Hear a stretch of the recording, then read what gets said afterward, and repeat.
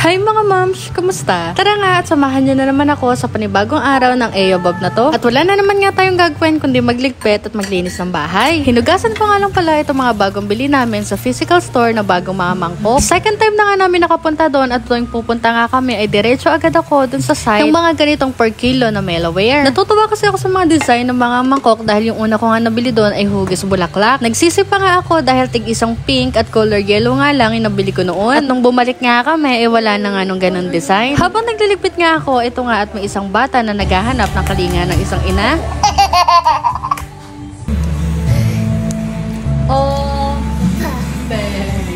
Natuto na nga rin kumain si Bebo ng mga candies katulad nga nitong pochi. Pero syempre, sinisigurado ka din na may limit lang ang pagkain niya. At syempre, kailangan ay araw-araw ko din siyang tututbrushan. Dahil alam naman nating lahat na prone na nga sa mga bata ang mga diabetes, pati na rin ang tooth decay. This is a Saturn. And where is the Mars? That one, very good.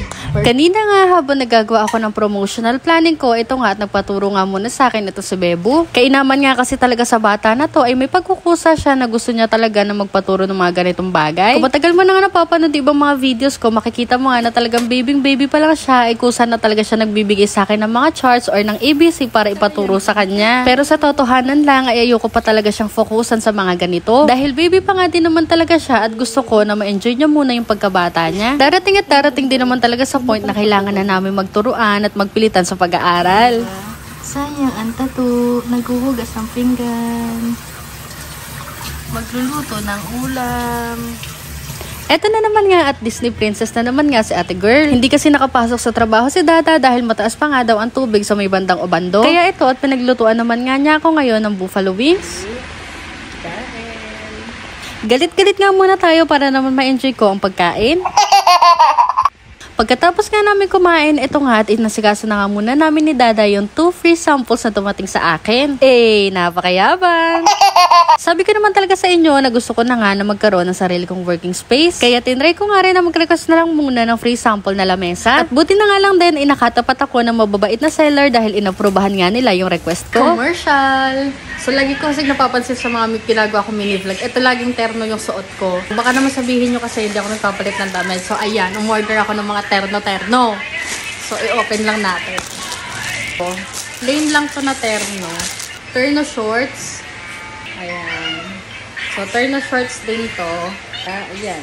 Mga pambahay lang. Kasi lagi naman ako nasa bahay lang. Ayan. Ito naman may mga design naman daw siya. Teka, isusuot ko. So, ito isang lock up ko binili. Diba? Lakas pa ka-sexy. Size large ako. Tapos, ang ganda nung tela niya kasi cotton talaga, malamig sa katawan. Ito. Diba? Ito pang bahay siya. Pwede ding pang alis kung gusto mo. Tapos, meron na siyang pad. Diba? Hindi mo na kailangan mag-bra.